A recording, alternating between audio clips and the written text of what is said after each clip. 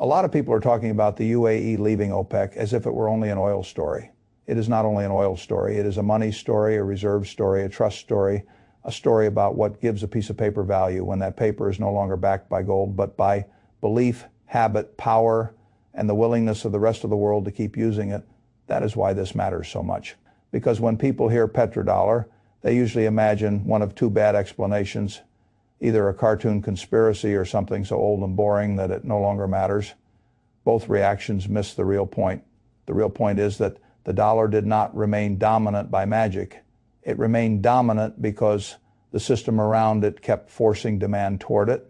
And once that forcing function starts weakening at the edges, you do not need a dramatic collapse tomorrow for the implications to matter today. That is where we are now. Now let me begin by clearing out the biggest piece of bad history that keeps poisoning this conversation. There was no magical 50-year petrodollar treaty that quietly expired and switched the whole system off like a light in a hallway. The real 1974 foundation was the U.S.-Saudi Joint Commission on Economic Cooperation, part of a broader strategic relationship after the 1973 oil shock. That arrangement helped deepen the link between Gulf oil, U.S. security, and dollar recycling, but it was never the neat, expiring petrodollar contract. People on the internet like to imagine that matters because if you begin with fake history, you end up with fake urgency, and fake urgency makes people dumb. The real story is slower, more structural, more useful. So let us walk through it the right way. Before 1971, the United States dollar was still linked to gold inside the Bretton Woods system. On the 15th of August, 1971, President Nixon suspended the dollar's convertibility into gold. That is one of the great turning points in modern money because it meant the dollar was no longer anchored to a precious metal claim in the old way. It became a fiat currency, meaning its value would be supported not by redemption into gold, but by the credibility, taxation power, military power, financial depth, and institutional trust of the United States. That shift should not be understated. Once your money is not backed by gold, what is it backed by? Belief, usage, power, settlement. Trust those words sound soft until you realize they can support an empire. And then in the 1970s, something happened that gave the dollar an enormous new structural support: oil. This is where the so-called petrodollar system emerged. The United States reached a broader strategic understanding with Saudi Arabia. The Saudis would continue pricing oil overwhelmingly in dollars and would recycle a meaningful share of those oil surpluses into dollar assets, especially treasuries. In return, the United States offered security, support, military cooperation, and broader economic partnership. That arrangement mattered because every country in the world needs energy. And if the world needs oil, and oil is priced in dollars, then the world needs dollars. That means central banks need dollar reserves, importers need dollar liquidity, producers accumulate dollar surpluses, and those surpluses often get parked back into U.S. financial assets. That is not just a commodity arrangement. That is a demand engine for the currency itself. It is one of the greatest hidden supports a fiat currency has ever had because once you tie the world as most critical industrial input to your money stops being merely national. It becomes infrastructural. That is what the petrodollar really was. Not a trick system, and systems matter most when they begin to weaken. Now let us fast forward to the more recent period because this is where the cracks become visible. The pandemic changed the emotional relationship many countries had with the dollar. The United States printed and spent aggressively as it chose to stabilize the economy through stimulus, emergency support, direct payments, and extraordinary monetary accommodation. That was not uniquely American, but because the dollar is the world's reserve currency, what happens to the dollar matters to everyone else in a different way. The more dollars that get created without a corresponding creation of real wealth, the more foreign governments begin asking themselves an uncomfortable question. If this currency is backed by trust, what happens when the issuer keeps stretching that trust? That question alone did not break anything, but it changed the mood. Then came another turning point. Russia's invasion of Ukraine in 2022 and the freezing of Russian reserves. This is where the conversation stopped being theoretical for a lot of countries because reserve managers around the world looked at that event and saw something new in a very practical way. They saw that assets held inside the dollar system, even sovereign reserves, could become politically vulnerable. This does not mean the freeze was unjustified or that the dollar suddenly became uninvestable. It means a lot of countries started asking a more serious question. Do we want all of our strategic reserves sitting in one system controlled by a country that may one day decide we are on the wrong side of its interests? That is the question that matters, because once that question enters the room, diversification stops being ideology and becomes portfolio management. This is why de-dollarization is so often misunderstood. People imagine it as a sudden revolution. It is usually not. It is a gradual process of reserve diversification, alternative settlement experimentation, and strategic optionality. That is what makes it dangerous for anyone still expecting a dramatic Hollywood scene. The dollar does not need to collapse tomorrow for the trend to matter. It only needs to lose some of its unquestioned monopoly over time.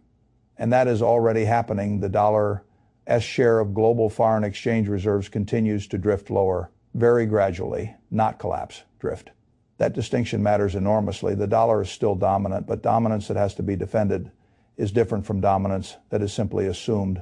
That is the state we are in now. And this brings us directly to the UAE. The UAE just announced that it would leave OPEC effective May 1, 2026.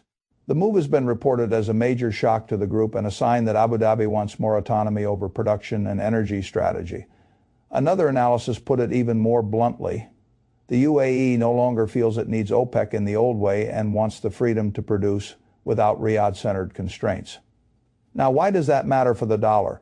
Because OPEC was never just about quotas and barrels. It was also about alignment, about coherence among major producers, about a system in which key Gulf states operated inside a structure that historically reinforced the old oil and dollar order. When one of the major producers says, in effect, we want more strategic autonomy, you should hear more than just more oil flexibility. You should hear less willingness to remain inside old architectures simply because they are old. And strategic autonomy in oil can bleed into strategic autonomy in settlement. That is the deeper point. The UAE has already demonstrated a willingness to move in that direction. India and the UAE signed a framework in 2023 to settle some trade in rupees and dirhams, and India made its first crude oil payment to the UAE in rupees that same year. One payment does not destroy the dollar, but it proves the route exists. Again, direction matters more than drama. And then there is BRICS. A lot of commentary around BRICS is unserious theater, but the expansion still matters symbolically and institutionally. The UAE confirmed its BRICS membership in early 2024. That does not mean a new anti-dollar empire has already won. It does mean important countries are increasingly interested in building institutions and relationships not fully centered on Washington's preferred financial architecture. And then we come to the piece that, in my opinion, matters more than almost all the headlines. What are central banks actually doing with real money? They are buying gold. That is the signal since 2022. Central banks have been buying more than 1,000 metric tons of gold a year, a record pace, and roughly double the average of the previous decade. This has been driven in part by post-pandemic inflation, reserve security concerns, and the lesson countries took from Russia's frozen assets. That is not a retail fad. That is official sector behavior. This is where the story becomes much deeper than oil. Gold is no one else's liability. It does not need a bank. It does not need a political blessing. It does not care whether one government likes another one. It just sits there indifferent outside the promise structure. And when central banks start buying gold in that size, year after year, they are telling you something very important. They do not fully trust the existing reserve system to remain politically neutral forever. That does not mean they are abandoning the dollar tomorrow. It means they are building alternatives. That is the real shape of de-dollarization, not an overnight replacement. A slow loss of exclusivity. That is why I keep coming back to the same framework. 3Ds, de-dollarization, debasement, diversification. First, de-dollarization. This is the slow spread of non-dollar settlement channels, reserve diversification, and institutions that reduce absolute dependence on the dollar. UAE moves, BRICS expansion, India, UAE local currency settlement, more experimentation, more routes. Second, debasement. The U.S. still has extraordinary advantages, but a country carrying large deficits and a fiat currency always retains the temptation to ease the real burden of debt through a weaker unit account over time. That matters because gold, by definition, cannot be printed. Third, diversification. If you are a reserve manager, a sovereign wealth fund, or a central bank, Concentration in one currency begins to look less like prudence and more like a geopolitical bet. Gold is diversification without counterparty risk. That is why they keep buying it. Now let us make this useful. How should an investor think about this? First, gold not as religion, not as a bunker asset, not as the only answer, as reserve insurance, as a monetary hedge, as a piece of the portfolio that tends to become more attractive when confidence in paper systems gets less absolute. You can own physical metal if you care about direct possession. You can own something like a gold ETF if you care more about liquidity and convenience. You can own miners if you want business leverage to the metal. Though you should understand that miners are companies first and gold exposures. Second, they come with operational risk, jurisdiction risk, cost inflation, and all the other joys of human management. Second, international exposure. Not because America is about to disappear. It is not because the world is becoming more multipolar, and because reserve diversification can create investment opportunity outside the United States. Broad international ETFs, developed market funds, emerging market funds, or country-specific vehicles all exist. The point is not to flee America. The point is to respect that other markets may benefit when capital seeks alternatives and when different growth engines matter more. Third, energy. If Gulf dynamics stay unstable, if countries prioritize energy security more aggressively, domestic energy production and infrastructure matter more, not less. That does not mean every energy stock becomes a miracle. It means energy security stays relevant in a world no longer taking the old architecture for granted. Fourth, defense. People do not like to talk about this because it feels morally messy, fine. But markets are not moral scorecards. More geopolitical fragmentation and less trust between blocs generally means more military spending and more state demand for security infrastructure. That is simply how the world behaves. Fifth, the broad U.S. economy. This may surprise some people after everything I just said, but I still think the United States remains one of the greatest engines of opportunity on earth.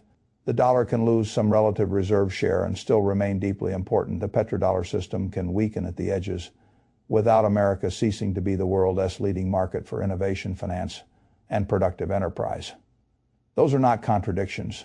That is reality. So no, the conclusion is not sell America. The conclusion is stop treating the old system as if it were eternal and unchallenged.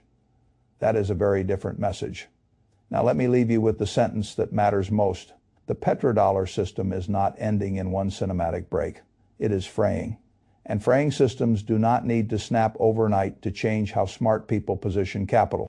The UAE leaving OPEC matters. Non-dollar trade routes matter. Central bank gold buying matters.